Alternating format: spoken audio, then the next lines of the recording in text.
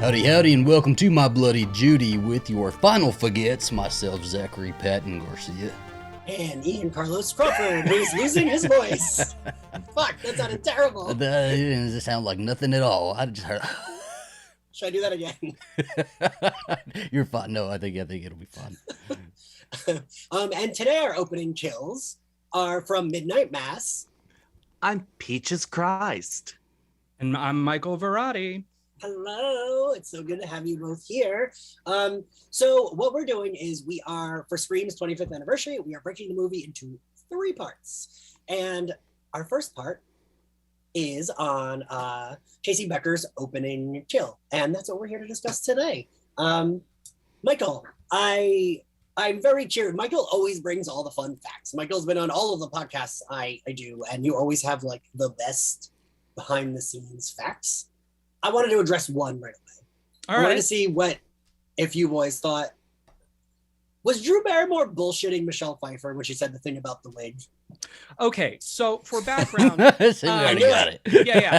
So for those who don't know what Ian is referring to, recently on the Drew Barrymore show, Michelle Pfeiffer was on, and she referenced the fact that the hairstyle that she utilized in the opening of Scream was inspired by the look that Michelle Pfeiffer had, I believe, in Scarface. And so they had this whole big like kind of moment where like, you inspire me and I inspire you. And I don't know that that's not true, because like, you know, obviously this whole movie is one big reference. It's a referential piece of work. I think, you know, Drew Barrymore grew up in cinema, so it wouldn't shock me if she pulled on other movies for reference. And Wes Craven knows his shit. But the only thing that makes me kind of curious is that the hair that Casey Becker has in the opening of Scream also matches Tina's hair from A Nightmare on Elm Street. And Wes has even suggested in the past that that was on purpose to reference his own film. And it can't be both Amanda Wyss and Michelle Pfeiffer. Or can it? I don't know. It could be. Yeah, why not? I see Drew Barrymore like bringing a lot of her own sort of ideas into every role that she kind of does. So I could definitely see her having brought something from Hollywood, especially growing up in it, like you said. But also Wes Craven throws in Easter eggs in everything, right? Say it might be one of those situations where they both thought it came from wherever it came from, and maybe they never, you know, or it doesn't always kind of matter in a way, because it's sort of like, I choose to think that probably the stronger argument is that it's Amanda Wyss or Tina from A Nightmare on Elm Street, because that just makes so much sense. It's a Wes Craven, you totally meta movie. He's completely, you know, commenting on iconic horror movies. It's actually in the dialogue from that scene. Like, why wouldn't her hairstyle, which is exactly Tina's hairstyle, that just makes total sense. Also, he's making a movie where, again, I would argue the best kill in the movie is the first one.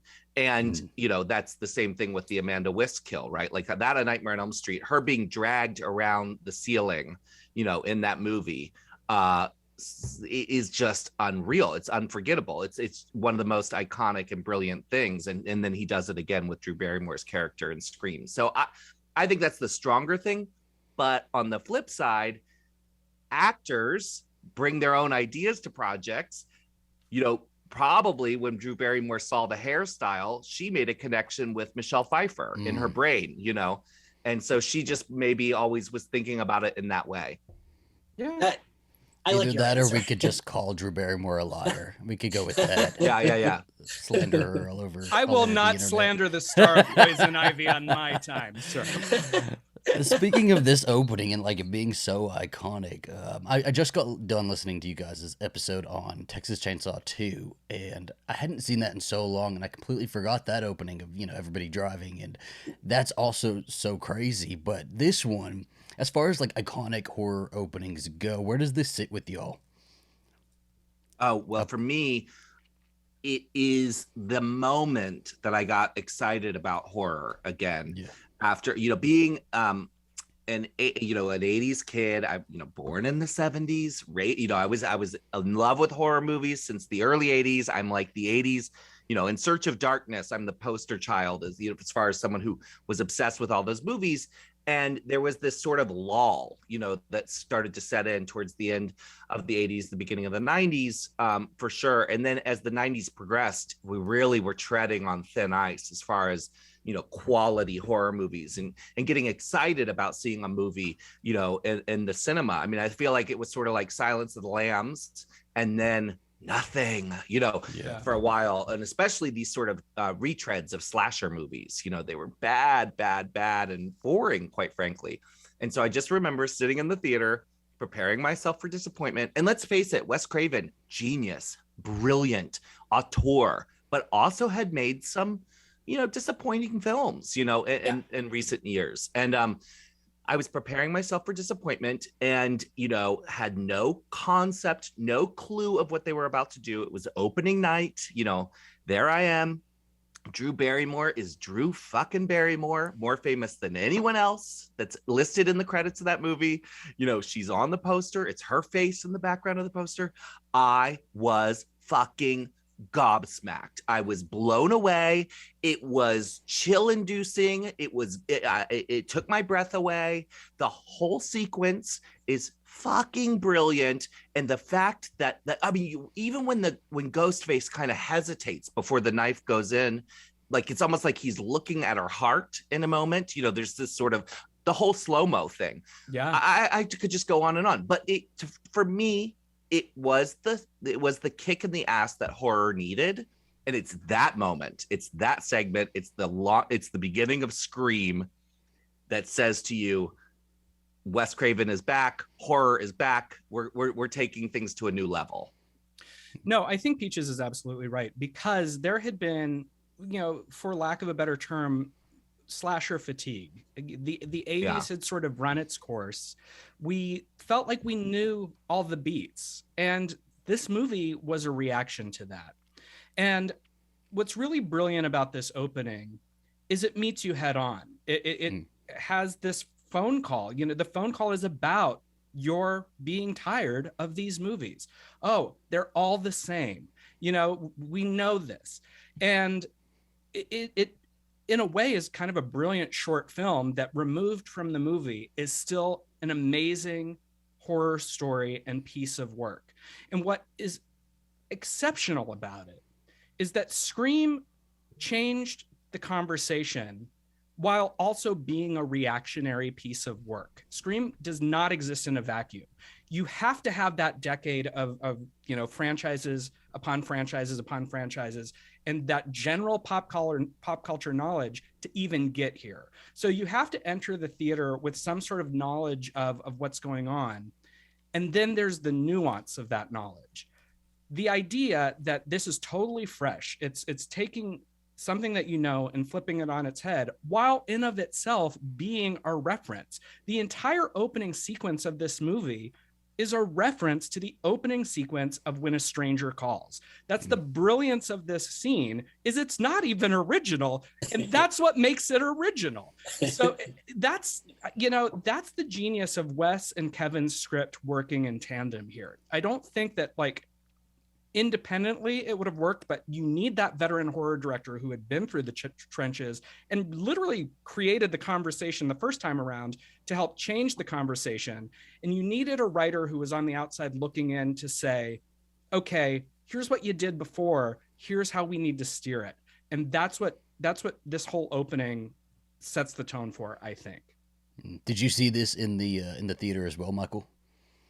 I did not see the first one in the theater, actually. I saw it, all of them after this. I saw it on home video, and because for the exact reason that we're talking about, I had been going to the movies. I've always been a horror fan, and I've gone and seen many, but there was a point where you didn't rush to see the latest slasher because we had been let down a number of times. That makes sense. Ian has me cover Scream like a million times on this podcast. But every time we've done it, I don't think we have had anybody on who had been in a theater seat when this movie came out and was genuinely surprised by that Drew Barrymore opening kill, right? Because even you, Ian, you'd heard it at school and it got spoiled for you. So sitting in that theater, Peaches, at what point did you realize that Drew Barrymore was going to die and she was going to be that opening kill, or did you think maybe she'd get stuck in the hospital and lead detectives on it like a chase or something. I don't know. What did you think? Okay, so first of all, I guess I am often the oldest person in the room these days. The veteran, the legendary, Legendary. Yes, I like Peaches that. Christ, right? So I'll be the first to admit that I was a grown adult when I saw Scream in the theater. Let's see, remind me, was it 96 that it came out? Okay, yeah. So 96, I moved to San Francisco. I remember where I saw it at the Alexandria Theater, which is no longer there, on Geary Boulevard. I remember it very well because I was a young adult who loved horror movies, new to San Francisco. This is an event movie for me, at least. And also, I think the trailer and things looked very good, right? Like, it was promising. The marketing was fresh. Like, it looked exciting. It had good music, in the trailer. Like, it felt exciting. It felt like this could be a moment. But no doubt that movie worked the way, Psycho did or something. Like, for me, the gimmick of casting her and marketing her and giving her top billing was designed to do exactly what it did to me, which was completely fool me into thinking that she was going to be the final girl, and I just assumed it's Drew fucking Barrymore starring in a slasher movie. Like, how dare they, kill her right away? But I loved it. And it wasn't, to answer your question, Zach, it wasn't until I think that quick, crazy tracking shot up to her hung, on the tree, that I realized, like, wow, they fucking did that. They really did that. And balls to the wall, man. Yeah, it just gives me chills even now, just thinking about it. And like Michael says, when a stranger calls, like, the fact that they designed the whole opening sequence, and Kevin's script is obviously genius. It's a brilliant, fresh script, but in the wrong hands with the wrong director. If it had been sloppily done, if it had not been cast the way it was cast, if the marketing, there's these things sometimes where all the elements, because we know to make a movie, you've got literally hundreds, sometimes thousands of people working on one project. So many things can go wrong. It's amazing that any movie ever gets made because of how much work it is and how hard it is. But this in particular, the costuming, the way it was shot, the music when the parents get there and it becomes emotional. It gives it sort of this depth, this sort of where you realize, like, oh my God, now they're telling us this isn't funny. It's not fun. This is painful. These parents are, which also evokes Halloween, right? The parents coming home and into this sort of nightmare in suburban America. I love how the mother walks up and she's admiring her flowers. It's like just that sort of the subtle genius of Wes Craven, including I know I'm going on and on, but like I remember specifically when she's looking upside down because she's on the ground and she sees her parents, and the shot is of her parents upside down. I remember going like, oh my God, it's a Wes Craven movie, right? Yeah. Like, that's directing, like, that's just visionary. Anyway, I could go on and on, but yeah, I knew in that moment, it's sitting in the theater, that this was like a legendary, movie moment. Like, you just knew it was that exciting. And shocking, truly shocking. Like, when was probably, honestly, for a horror movie, the last time I had been shocked in watching a horror movie, I think, was probably the finale of Silence of the Lambs, because I think that is maybe arguably the most exciting moment in a horror movie was Buffalo Bill putting on those goggles, and that Jodie Foster, swooping around in the dark. Like, I remember seeing that in the cinema, the night the Gulf War broke out, like, because we were all wondering if the movie theaters would be open, and Silence of the Lambs was opening. And I remember watching that movie and going like, wow, I've never seen anything like this before. And it was so scary. It was so terrifying and so amazing. And I don't think I had felt that magic until this opening of Scream. Yeah, I've said this a bunch on the podcast, but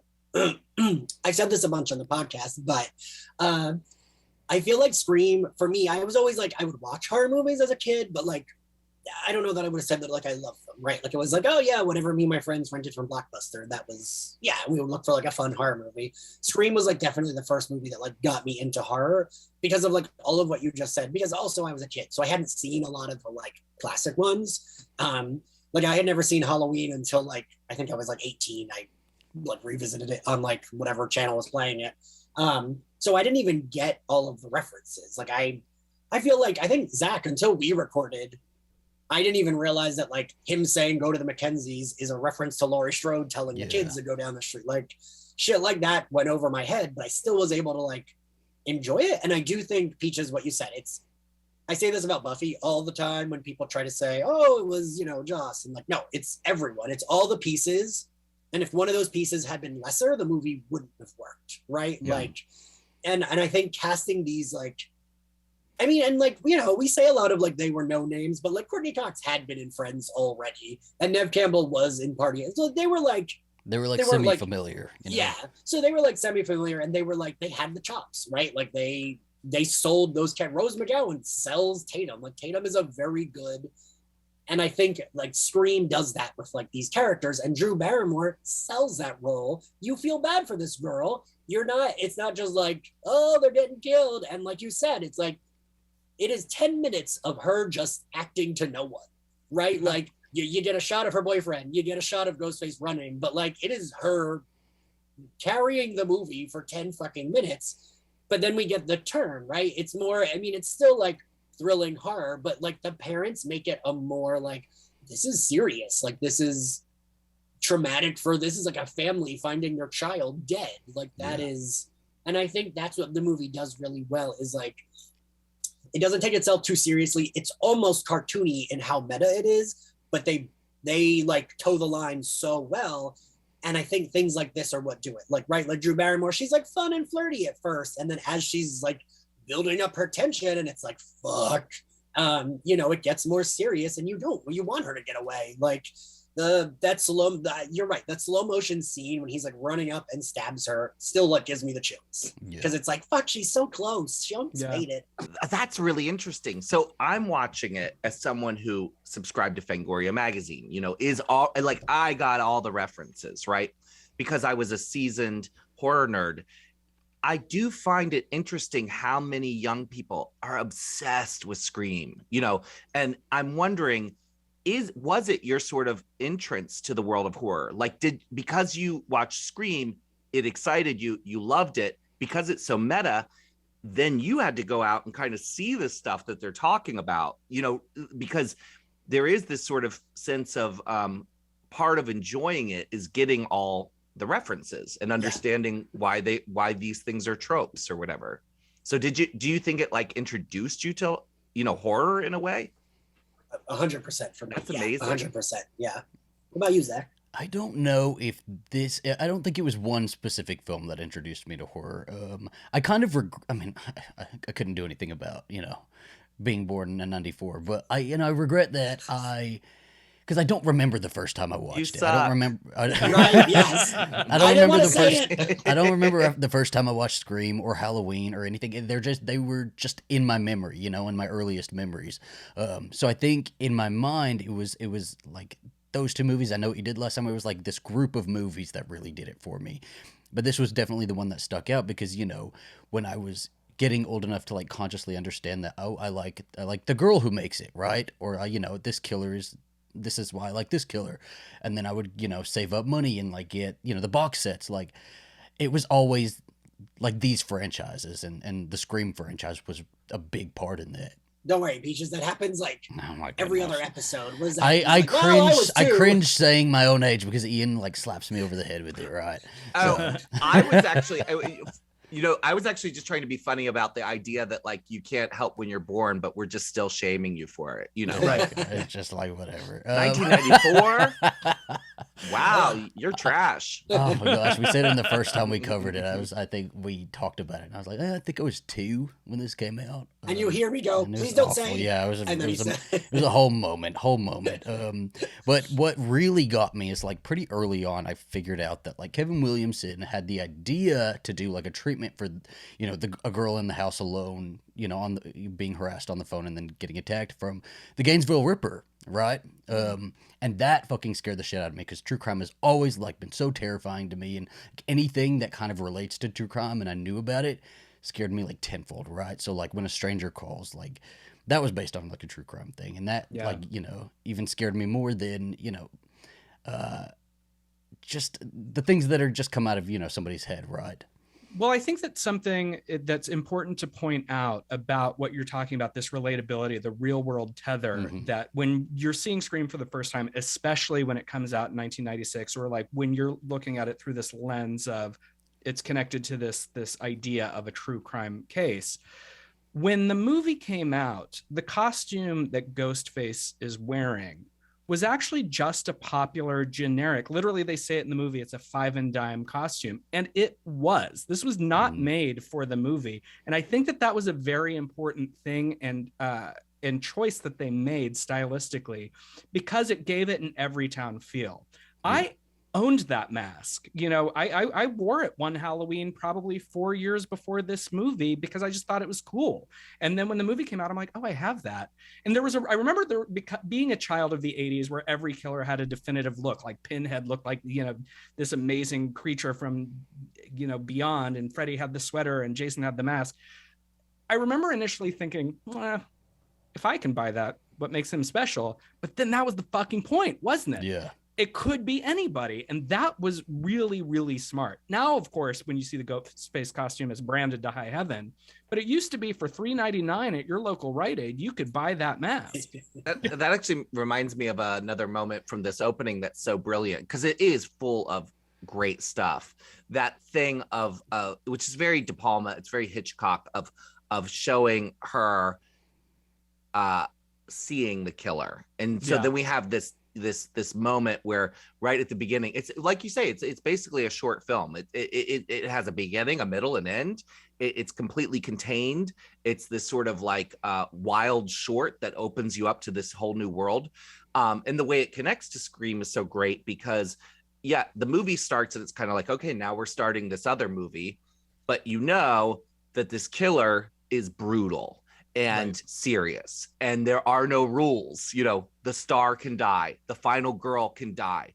And so the whole thing of her seeing the killer at the end of that sequence is also just so great because it's such a trope. It's like, and now the killer is revealed to you, but then they kill her anyway, right? It's just brilliant. The whole thing is brilliant. And I think Kevin's script is an interesting thing to look at as well, because in relationship to Wes Craven, you've got a director who was truly visionary. And if you look at the movies he made and what he contributed to the genre, if you look at Nightmare on Elm Street, he did the first one, genius, brilliant. No one had seen anything like it. That mix of fantasy with horror was so smart and obviously inspired. And he comes back and does part 3, which then re-injects enthusiasm into all of the franchises, because Dream Warriors was so cool. It was so exciting. It was so fun. It mixed comedy with horror, and and it treated teenagers with respect, and it gave them power. It was, and it upped the fantasy, right?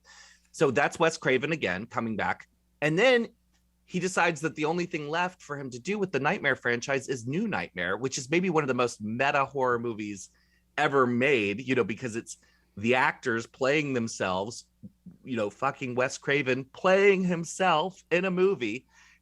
So wild. So he's the perfect director for Kevin's genius script in a way. Yeah. And it goes back to what we were talking about, like that brilliant marriage of a group of people, a group of collaborators, including, like Ian said, the cast for this movie were just killing it. And Wes, again, understands the mix of comedy and horror. Like, this is a very entertaining film as far as just the humor, the likability of the characters. Rose McGowan is genius in it. Some of her dialogue is so hilarious. And the freshness of the killers at the end. The fact that the killers spoke to you at the end and, had these conversations, it was, I know we're only talking about the beginning, but I think the beginning, like its ingenuity plays out through the whole film. But I did want to piggyback on something that you said, because I think that especially for piggyback me. Well, Not on this show. Not on this show. Only if it's fair. We'll call you back for nudie. But I do think that in the context of discussion of Scream, especially for the younger generation who discovered Wes and horror movies because of this movie and how significant that was for so many people, it is important to note, and Peaches spoke about this a little bit when she was talking about the impact of Nightmare on Elm Street, but you have to go back to the decade prior. In the 70s, during the height of the drive-in, explosion of 42nd Street theater grindhouse movies and drive-in movies, Wes Craven made Last House on the Left, which set a tone for a specific kind of horror movie that then changed the conversation for a solid decade. Subversion, sexual, transgressiveness became sort of the mode of horror movies of the 70s. Until we hit Reagan era 80s, we weren't really feeling that anymore. We wanted to go to a new, direction. He makes Nightmare on Elm Street and changes the conversation again. And all of a sudden we get these big, excessive,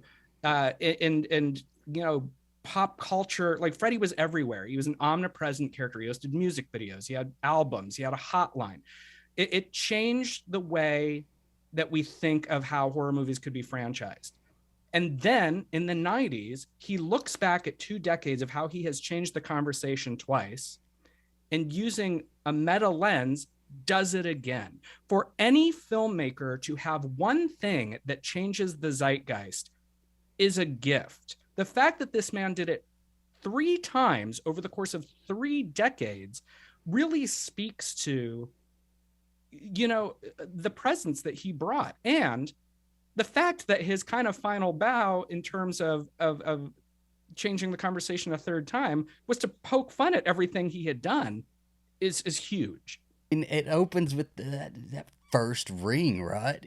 That first ring, she answers the phone and we're immediately in it. We don't get a little setup of her walking home from school or going to see what she did that day. We just get that initial just jolt of terror, right? Right. And everyone owned that phone. Yes, that I was had that phone. Yes. Yeah. I remember, Peaches, you brought up the trailers, and I remember those trailers on TV, and I can specifically remember the scene they kept showing of Drew picking up the phone and screaming and being like, that's the phone I have. My parents have that phone. It's funny watching it now because nobody uses phones that look like that anymore, right? So there is this sort of weird part of it that's like, oh wow, to me Scream is a very modern movie, but rewatching the sequence, things like, is Jiffy Pop still a thing? That was I loved the Jiffy Pop, the VHS cassettes that she had rented. That is very true of a certain time period, right? That is what teenagers did, and it was very, very relatable. And now I don't think it's as relatable, especially the idea of answering a phone and not knowing who's on the other end of the line, right? Well, that just wouldn't happen today. Yeah, exactly. One of the dated things that we don't really want to own is wrong numbers are sort of dated. Right. we get them periodically here and there, but the idea that this person calls and they don't know who they're calling, who are you trying to reach? That's so foreign to a world of I can look at my phone and see potential spam or an area code I don't know, or Peaches Christ, and I just don't answer. So it's just you bitch. But I think the other thing that's nice about the opening of this film is that the environment it's set in is so well presented as a place of safety. And the fact that she's in that home and we know that the doors probably haven't been locked, right? And so as she starts to get more and more afraid, the number of doors she actually has to lock is quite substantial, when you kind of think about it. And that also is such a brilliant filmic device of vulnerability and realizing, especially when Ghostface actually breaks through the glass, there's these levels at which they tell you we're going there. This is a spooky crank call. Now it's ratcheted up from a spooky crank call to a home invasion, right? Now it's ratcheted up to a, you know, a chase sequence. Like, it really is a brilliant piece of film as far as escalating tension goes.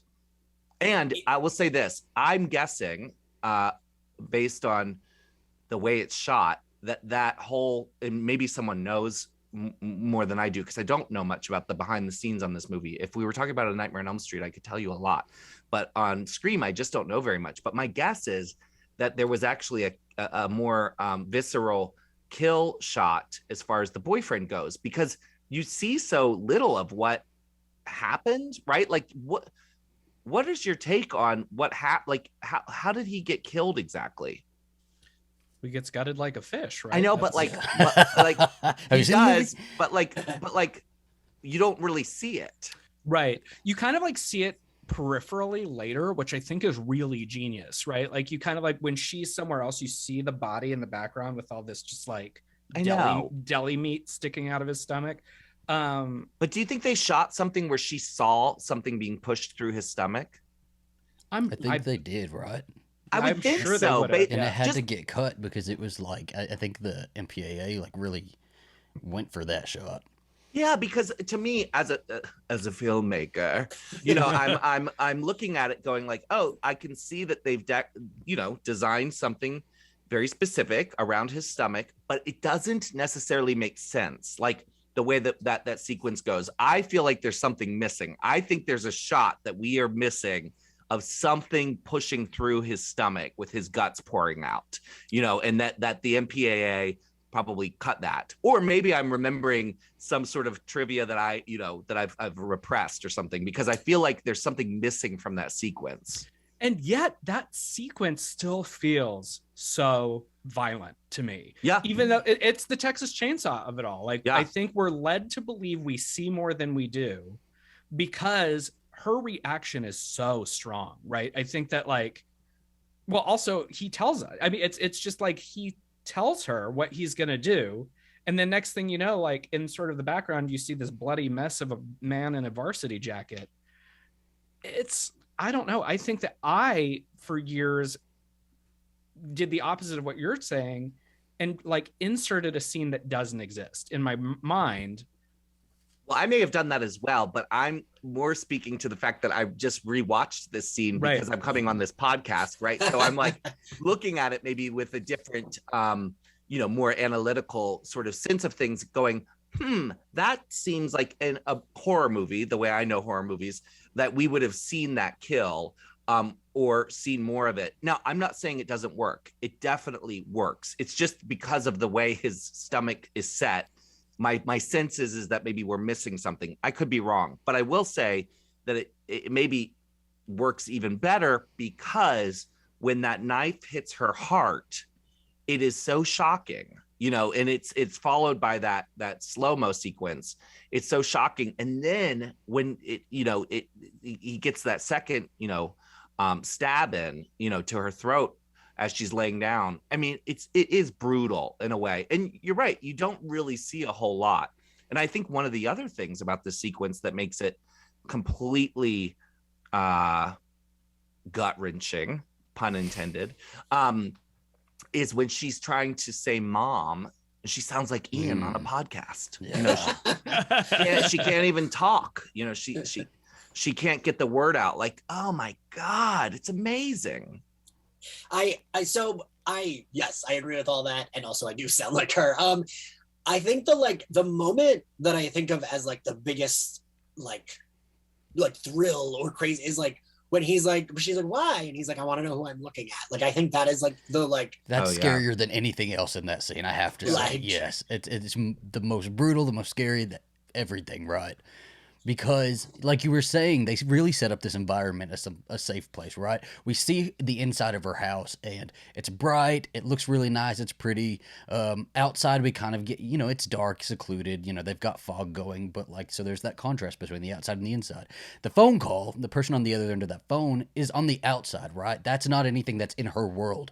And the moment that he says that, he's in her world. He's in her house, basically, right? and it's fucking like chills every single time. When they put it back in theaters for like, back in October, all of the hairs on my arms stood up. What I think is really great too about what you're saying is they do give us time to see her house, to see her environment, not just, her in it, but she walks around. They establish the layout. We see this very typical American home, or what would be led by TV and film to believe is a typical American home. And it sells the idea of safety. Peaches brought up the fact that the doors probably aren't locked, and they weren't, because we see her rushing to lock it. And then what's really brilliant about this scene, as also Peaches pointed out, there's a beginning, middle, and end. We see the safety of the environment. We see that broken, literally, when the body goes through the window, etc. But probably to me most jarring is that the aftermath, those minutes after a tragedy occurs. We know the murder has happened. We're grappling with that, but it's when the mom comes through, the Jiffy Pop's burning, there's the smoke in the house. Yeah. And now you see the mom like pick up that Jiffy Pop and move similarly to how Drew Barrymore moved through the house. But where she was moving in a safe space, everything is chaos. And that is a really, really great way to show sanctity can be broken, And we see the fucking mom as like there's just new levels to the terror she's experiencing also in just like a short amount of time, right? We let it play out a little bit more with Drew, but like with the mom, she walks in immediately, smoke, right? They go for the phone, right? And then there's no phone there. Right. So that's another layer of terror. And then they go to the popcorn's on there, go see the door, like it keeps adding and adding and adding, and it is all of these moments that we just saw. And seeing those again repeated in the aftermath, like you said, is just jarring. I think of course them listening to her on the phone. Yes. Yeah. That's like or I guess that's not, they see her and then, I guess that's the finale. But that's just like, the zoom up to the finale, right? Yeah. Yeah, I really think that like I think it's one of the more emotional scenes in like the series, because like it's like you are enjoying this horror movie that is like thrilling and you're like, fuck, I want her to get away, but like the parents just really like, and the two of them are really good in their performance, and it's quick, but it really sells the like seriousness and like the like bad shit that's going on, like they hear their daughter and the mom's like, I can hear her. And I don't know. I think it's like a really well done beat for a horror movie that like, people could say it's like, just like a teen slasher, but like they sell it, right? Like, fuck. Yeah. And it also is really cruel also, right? Like the mom hears her, and that's a confirmation that she's still alive. Like she's still good. Like we can find her somewhere around here. Right. And it's intentionally cruel because they layer it with a music that I really noticed this time, where I was like, oh no, this knows exactly what it's doing, and they're going to slam you into this super fun movie. But this opening is so brilliant because it's cruel, it's well done, it's dramatic, it's believable, it's truly shocking, and it basically says, don't assume what's going to happen. That you're on a different ride. This isn't your 80s slasher movie. We've just killed the leading lady. And you can look at something like Psycho and the way they marketed Psycho and Janet Leigh as the star and say how brilliant Hitchcock was, and obviously it worked. He was to do that shower kill. I would say that this kill of Drew Barrymore is like the only thing since Psycho that has taken that sort of idea and executed. Everyone's tried. People tried. Obviously, people have tried many, many times. But for me, sitting in a movie theater, thinking I was watching Drew Barrymore starring in a new horror movie directed by Wes Craven, I was gobsmacked. Like I keep using that word because I think it's like, my jaw, I was clutching the pearls, I could not believe it. And I'm so glad that you asked us to talk about this scene, because of any scene in any Scream movie, this is, to me, the most important and the most sort of brilliant, because it was the game changer. This scene, and and all credit goes to Drew Barrymore as well for agreeing to do it, for understanding. I mean, I wonder what the talks were like with her teams, because she had I think it was her idea. I think she got offered the lead. It was. You're and right. She wanted to do so. Brilliance to her, right? Yes. You're right. You're right. I often think like that's wild that she was like, no, but I want to be like this megastar was like, no, that'll be cool. It also like, makes her sound really cool, right? Like, it does, yeah. Well, and there might have been like behind the scenes reality of, we're shooting this movie and these are the dates, and Drew Barrymore goes, I'm only available this 1 or 2 days, which who cares, because whatever, but still they had to work it out with her team that she was going to do all this press, because she was doing press. They did not talk about her getting killed in the first 2 minutes. She was doing press and she was the leading forefront. Lady. She was on the poster. They even on the poster have her posing like she's this badass who's about to put on her combat boots and take down the killer, right? Like she's even posed completely different than she plays out in the scene. Yeah. Well, this is also where it is evident that the mainstream film industry does treat and handle and look at horror movies different, because I can't remember whether it was Ian or Zach who said this, but Drew Barrymore carries these 10 minutes entirely by herself. Yes. And when you consider the magnitude of that and what is required of a performance and of an actor to do that and make it interesting, that is considerable work. And I think that even though, yes, Drew Barrymore is a superstar and Drew Barrymore has been acting since she was a child and is in all of these iconic things, when we kind of look at the pantheon of actresses who like really like put their chops forward, unfortunately, I don't think that like, the ivory tower of cinema brings her name up often, but hey, how dare you? No, I would agree with you, Michael, until Grey Gardens, because absolutely. Oh my gosh, I could talk we could change this podcast to Grey Gardens. But well, I'll just say, as a Grey Gardens obsessed fan, when I heard that she was playing Little Edie, I was the first to be like, that fucking makes no sense. Yeah. Drew Barrymore only does Drew Barrymore. And I love Drew Barrymore, don't get me wrong, but I thought it was a terrible decision, and she proved me wrong. Yeah. She is an actor. She is, but Peaches, you and I are on the same page here, because really, when you think about what it takes to execute this performent, if she was just doing Drew Barrymore, you're right. It wouldn't have worked. You're right. Like, she had to sell. She picks up the phone and it's just like playful, almost, seductive, giving us she's a little playing poison. Drew Barrymore. She's playing Drew Barrymore smartly. She's doing it in a way, a manipulative way. You're right. And then when she spirals into fear, it's exceptional. And she does it alone, because her boyfriend's outside and it's a man on the phone. She's alone in that room and she sells it. This is grade A theater. I mean, honestly, it's the short film of short films. All right. I mean, acting, you're right. Like, it is her alone, and she likely wasn't there on set with anybody else. I can't imagine they made her wait while they did the boyfriend shot, right? So she didn't have anybody else on set really with her. She wasn't there with anybody. And she has to go through this whole scene doing different levels of terror. So it's almost like a 10 scale, and they're telling her, okay, for this moment, do like a 2. For this moment, you're at a 10, right? And that's why, like, me and Ian talk all the time that actors in horror are never appreciated the way they should be, because they really have to go through this whole like fucking field of emotion that, you look at a normal, like, I don't know, drama film and like, it's everybody being sad or something like that. But like, horror really does give you that full scope of every sort of emotion. And God, in a fucking 10 to 15 minute scene, she did all of this, right? Yeah, and you're completely right that, and it was funny, I'm thinking about, once again, Silence of the Lambs being an exception where Jodie Foster, did get that sort of recognition, but the twist was they didn't want to call it a horror movie. Mm-hmm. So, you know what I mean? Like, so it's like, well, fuck you. It's like somehow horror has that sort of a dirty sort of sense to it. It's like one level above pornography or something, because of, whatever, violence or, this or that.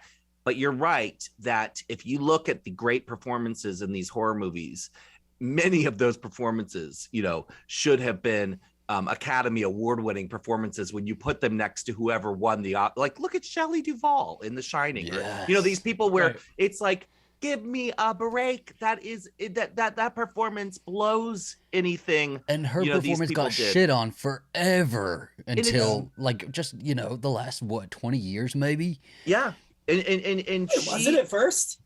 Yeah. if you think about it, with him being Jack Nicholson for the entire movie, I mean, that's one of the critiques of the film that I actually buy, right? Like he's fucking crazy looking from the get-go. And what we're supposed to do is go on a journey with a very sane, average father who becomes crazy, over the course of this, period of isolation.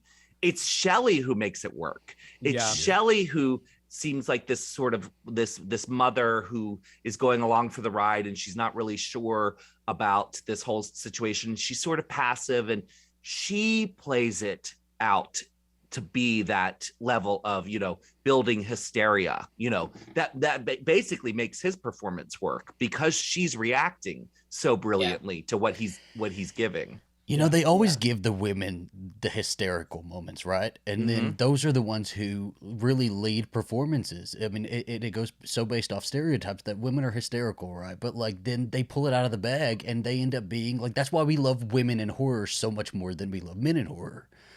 Well, women in general and women in general in the movie industry are shit upon for giving big performances, whereas men are rewarded. And I think we as queer men actually gravitate towards these over-the-top women and value them more earnestly. So people go, Showgirls is terrible, and it's like, we as queer men actually can watch Elizabeth Berkley and genuinely appreciate the insanity that she's sort of offering, right? We watch Mommy Dearest, and I would argue that fucking Faye Dunaway is an incredible actor who's giving us a fucking gem of a performance. But because they're women, they've crossed the line, they've gone too far, it's too big, it's too much. Meanwhile, what's his face, who stars in Scarface or any Al Pacino. That's in Scarface. A camp performance. Let's be honest. It's insanity. Or Anthony Hopkins as Buffalo Bill. I mean, it's ridiculous, but they're rewarded for those performances, and women are shamed for them, right? So I think we rewrite history. We go back. I think it's changing a little bit, where now you see these sort of actors with gravitas, women who have what's the word?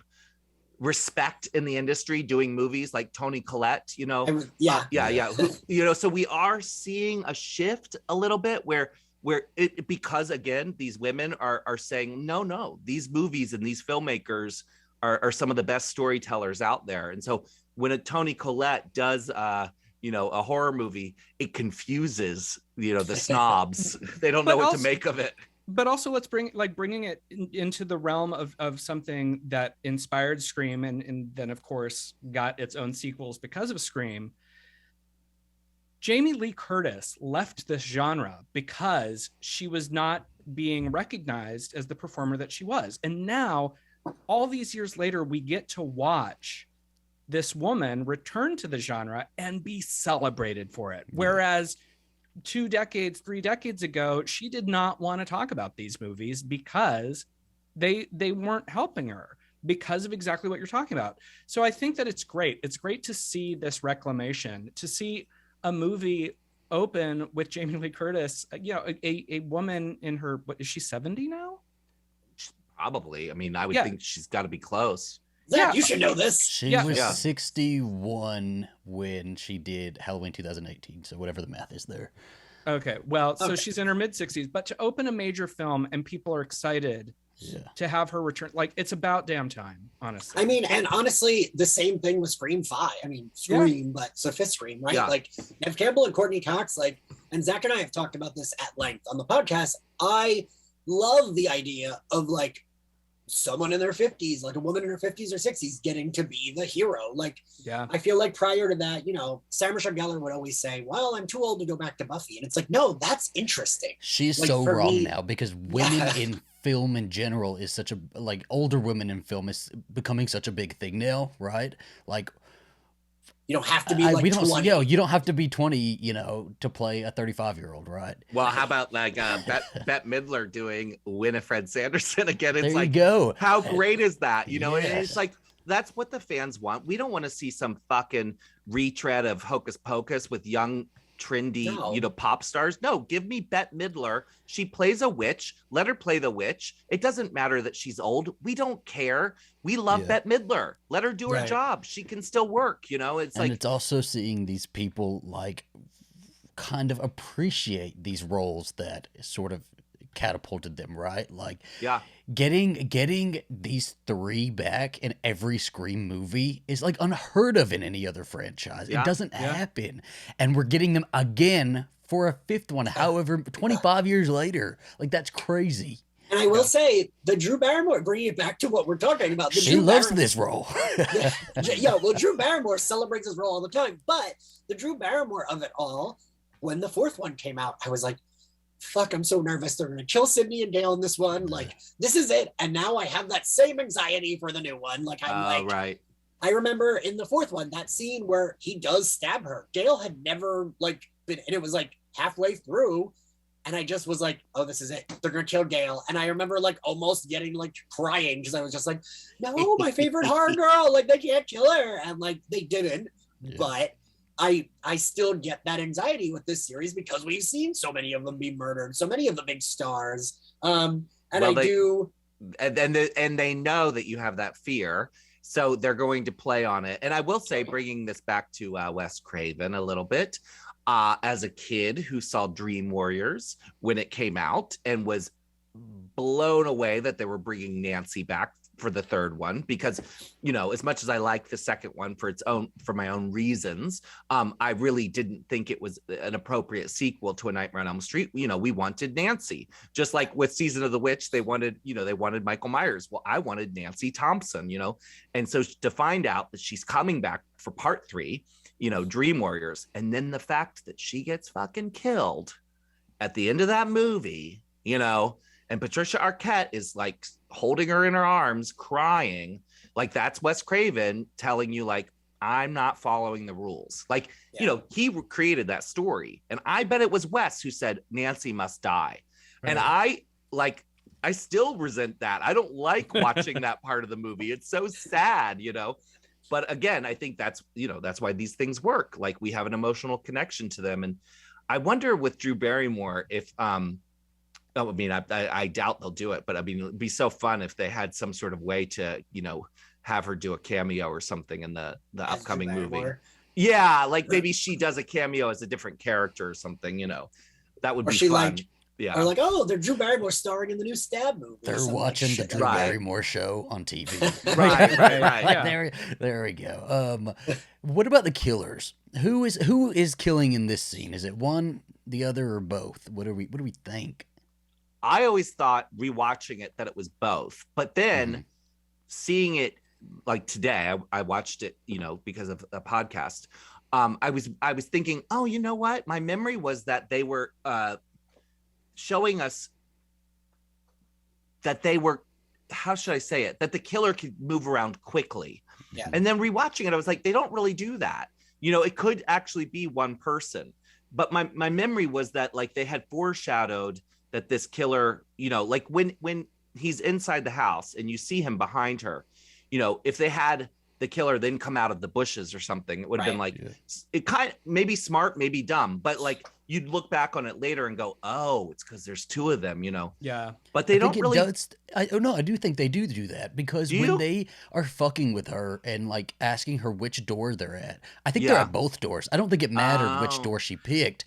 I think one of them probably dipped out a little earlier, which would have been now I'm forgetting his name. Billy, yes, because he needed an alibi, so he got out of there, right? I always thought that Stu killed her because ultimately in the construction of this movie, all of Billy's kills are personal. Like it all ties back to Sydney, whereas Casey doesn't, and we know that Casey is Stu's ex. Yeah. And so it makes sense that he would be the person that killed her. This upcoming film, with so much anticipation, what do you think the chances are that we're going to be disappointed? Am I being a Debbie Downer? I guess No.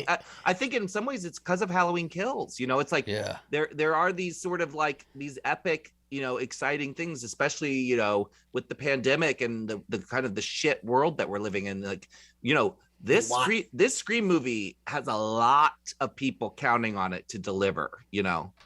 It's also the first one without West too, right? So like people are really looking at that. I will say, Peaches, you are right though. Like I even like Halloween isn't my favorite franchise, but I was really excited for Halloween Kills. I liked 2018. I had issues with it, but overall I liked it. Yeah. And so I just kind of thought, well, this will at least be that good. But maybe it'll be better because we're bringing back these characters. But it was like a zillion times worse. So I will say, after I saw that movie, I was like, oh no, but what about Scream? Like, I don't want Scream to do that to me. Yeah. I do love Ready or Not, though. I do have confidence in those guys because I do like that movie. Maybe I didn't love it as much as some other people did, but I definitely loved it and think I could see where the tone translates well to a Scream movie. Yeah, they're cool filmmakers. I really am looking forward to see what they do. Do you think that comedy from the first four is going to translate over? Because this trailer seems so serious too. I think the trailer is a misdirect, and it absolutely should be. What do you think is misdirecting about it? I'm super curious. Me and Ian talk about this all the time. What do you think they're not showing us? Well, I think that the reality is this is a meta franchise, which in of itself became exactly what it was satirizing, right? Which is tricky. And I think that at this point, if it doesn't enter a new generation and a fifth sequel, knowing that it's supposed to be knowing, like we now live in an era where everyone complains that trailers give everything away. Right. So the reality is I feel like these trailers were cut to be intentionally deceptive. Also knowing these filmmakers and how they work, I feel like what we think we saw is not what we saw, and that at least is interesting. Or I could be totally fucking wrong, but I think that what I am excited by was the trailers felt very expected, and in that feels like, okay, they're messing with us, because I agree. I think they have to come up with something clever, and that's part of the challenge of doing this film. So I think we'll know pretty quickly, you know, when the movie starts, we're going to know what direction it's headed in. I think they have about 10 or 15 minutes to wow us. And if they don't, that'll be the first disappointment, right? Because to really honor a sort of a reboot of Scream, you know, it would be a missed opportunity. Now, they have their work cut out for them, right? Because the sequels had that same challenge. And then we have similar franchises that, because of Scream, things like Final Destination had that same challenge, right? So, wow, what are they going to do? I don't know. But I do think that the opening is something we're all going to, right? Well, like, we're all going to be a bit disappointed if there isn't something there, or maybe it'll be a slow burn, and by the end of the movie we'll go, hey, it didn't need that crazy opening. That's true. I hadn't even thought about that, but I could see that. I do keep thinking how 4, which I do love, like 4 is my second favorite in the series. I hate that opening. I think that opening is like so stupid. And I remember thinking when I saw it in theaters, like, oh, am I not gonna like this movie? But then I loved it. Right. Yeah. Okay. Fair enough. Does anybody have any, following ending thoughts maybe of this whole opening? It's iconic. Zach, you just said whole opening. Whole opening, yes. We'll keep it in there. That was intentional. Yeah. Okay. Just wanted to be clear that you said that. Peaches, you are a fucking delight, by the way. Oh, thank you. Thank you. I love having someone. See, Michael, I'm a delight. Well, listen, I love anyone who can like get Zach to be like, okay, calm down, Ian. She jumped on the word whole. It's not like she wrote the fucking Magna Carta. Okay. Yeah. No, the opening is iconic. Show stopping, blah blah blah. Insert Lady Gaga meme. Go for it. It is like it changed the game. It really did. I don't know how much more like it can be stated in the way that this jumpstarted a whole new era of horror, and it began with this scene. It is still being referenced in pop culture. You know, I just saw something recently. I forget what it was, but it was like I don't know, maybe it was more than a Halloween costume. It was some sort of media. I apologize for not remembering, but it was clearly a man dressed up in Drew Barrymore's Scream drag. And you know, that to me says iconic, you know, when this many years later people are still dressing up as your character who was on screen for less than 15 minutes, you know. Right. Yeah. That's amazing. Okay, well, so here's our closing then, I guess. Pick somebody that you would put in the opening of the new one. To be killed? To be killed, maybe they make it whoever opens the movie for us. And what are they doing? Well, I guess, I mean, I would respect them killing Sydney because it would be in the spirit of the original, you know. But I also agree with whoever shouted out that that's also expected. So maybe you're right, Zach. Maybe they just can't do it because whatever celebrity or iconic person they put in isn't going to be as interesting as Drew Barrymore because we now expect it, right? So, I mean, there maybe fun people that I would like to see be killed. I mean, it'd be great if like they, you know, killed Donald Trump or something in the first 10 minutes of the movie. They could. And it was actually a snuff film, you know. that would be fabulous. But you know, that's not going to happen. So I don't know. It's a tough one. I'm sure there were many writers' meetings around this very topic. Oh Yeah. Yeah. It's also tricky because like now with the onus of like, who do I pick to put in the opening scene? It's like, well, I'm picking them just to kill them. And like, now I don't want to pick any actor I like because then the audience you don't have is to gonna kill be like, them. So, well, I mean, what if it was just the cast of Friends? It's just the whole cast of Friends will do that, Yeah. right? That'll Yeah. be Well, perfect. But then Courtney emerges victorious because she was on Cougar Town, which is one of the greatest television shows of all time. I think I said this in one of our recordings, Zach, or maybe, I don't know. Yeah. Zach and I have the same conversation a lot of times because we're always thinking about the same shit. But I think I said this before that like, I actually do think the only way I think they could change it and it not be expected is if it is the movie opens on Sydney or Dale and they don't die. But like, maybe Sydney's with her husband and her husband dies and like, but she gets stabbed but like doesn't die.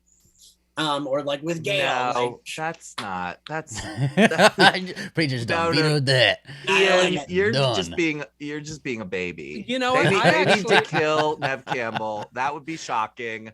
And, well, no, and let's face it, you would be shocked. You're like talking. You're trying to talk us into not killing Nev Campbell. Yes, you're right. I am. Well, hear me out. I think maybe one way to subvert that. We're all expecting a shocking death. Yeah. So what if the big reveal of the end is someone that we thought was dead isn't? Because there are characters that we have not seen physically die on screen. Kirby, for example. Yeah. Ooh, I have another twist. Oh yeah, go for it. Heclina. Sorry. I'm just putting myself in the writer's room. We decide that the beginning shock isn't as important because it's expected and you can't beat the first one, as Zach mentioned. And Ian mentioned, if we do the Sydney kill, that's actually kind of expected. So you make the end the shock and it's Sydney who is the killer. Ooh, get all crazy. I had actually thought that Sydney might be the killer of Makes sense. 4 She's traumatized. when it came out, but Really, you thought in 4? yeah. Well, and then they delivered one fucking great killer. I'll be if honest. she's the killer, I want full credit for you know. You can have it. You can have it. Let me know what that I want paycheck's you guys like. to talk about how, yeah. I think the girl we see in the opening of the trailer, I don't think she is the opening kill. I think, or at least not the only opening kill, right? I think Amber is a character we're going to see and not just somebody on text. I do think, I mean, you mentioned Kirby. I loved Kirby. Like the thing Scream does is makes these characters that they kill where like you're like, no, like this is a good character. I want to see them stick around. I do think Kirby as the opening kill would work. Like I do think because she was a beloved character and only in the last one, but was still a fan favorite. Like like fans talk about her all the time. Mm-hmm. I do think that could work. And I would still be upset because I did love her character and I think her scene was the best scene in that entire movie. Where she's like reading off all the things and she's like, no, I'm right, I saw those fucking movies, and then he's wrong, but he kills her.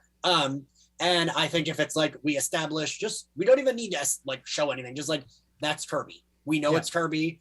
Okay, she's alive because we didn't really see her die, and that is weird that we didn't see her die. Right. Like she's still rolling on the ground. Granted, in real life you would die from that, but Dewey has been stabbed plenty of times and come out.